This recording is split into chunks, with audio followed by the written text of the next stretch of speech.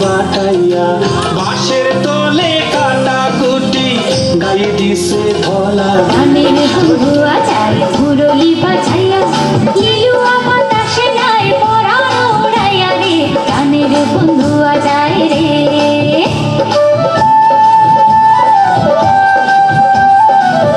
বর্ণাঢ্য আয়োজনে সিলেটে শেষ হলো খাদ্য ও পণ্য প্রদর্শনী। রোববার 29 ডিসেম্বর বিকেলে সিলেটের রিকাবি বাজারে কবি নজরুল অডিটোরিয়াম চত্বরে এই প্রদর্শনীর সাংস্কৃতিক অনুষ্ঠানের মধ্য দিয়ে সমাপ্তি ঘটে।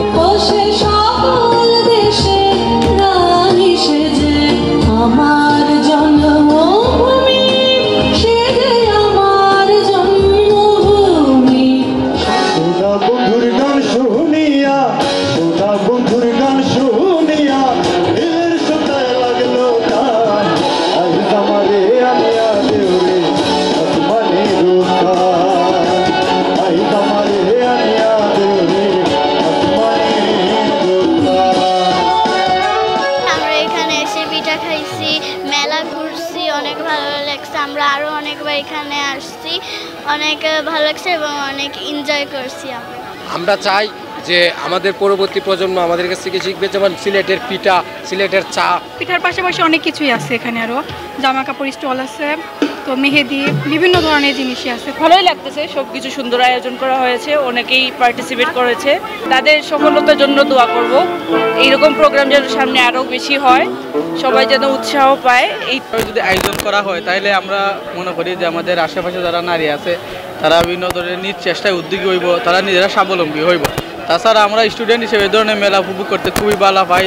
মৃত্তিকা যুব ফোরামের আয়োজনে ও ফুডিজ গ্রুপ সিলেটের সার্বিক সহযোগিতায় এই প্রদর্শনীতে সিলেটের প্রায় 40টি নারী উদ্যোক্তা প্রতিষ্ঠানের স্টল ছিল। 3 দিন ব্যাপী এই প্রদর্শনীটি সবার জন্য উন্মুক্ত ছিল। আয়োজকেরা জানান, নারী উদ্যোক্তাদের তৈরিকৃত পণ্যের বিপণন আরও গতিশীল করতে শিল্প উৎপাদনের পাশাপাশি বিপুল পরিমাণ উৎসাহ দিতে এই আয়োজন।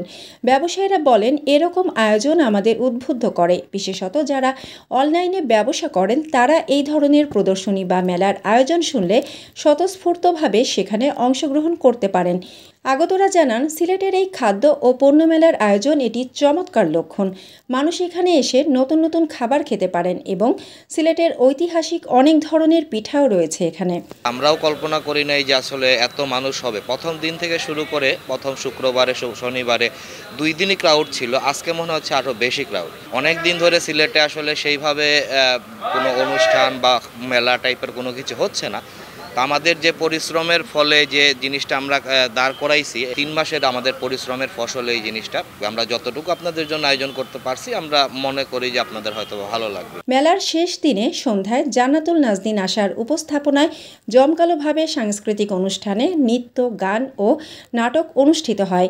এতে উপস্থিত ছিলেন মৃত্তিকা যুব ফোরামের পরিচালক মোহাম্মদ এনামুল হক খান, ফুডিজ গ্রুপের অ্যাডমিন ও নারী উদ্যোক্তা Anisha Khan, British Bangladesh international school and কলেজের চিফ অফ অ্যাকাউন্টস এবং অ্যাডভাইজার মুহতাসিমা কাউসার সহ আরও সিলেটের সুশীল সমাজ।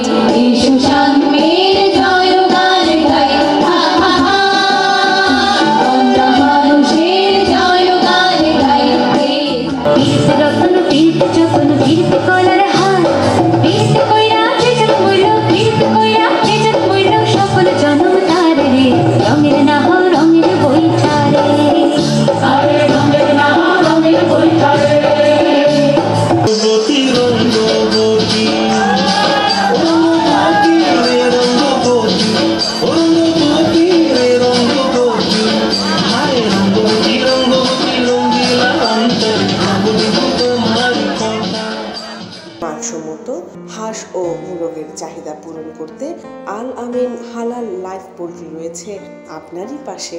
আমরা হাঁস, মোরগ, কবুতর, কোয়েল, টার্কি ও খরগোশ পাইকারি মূল্যে বিক্রয় করি।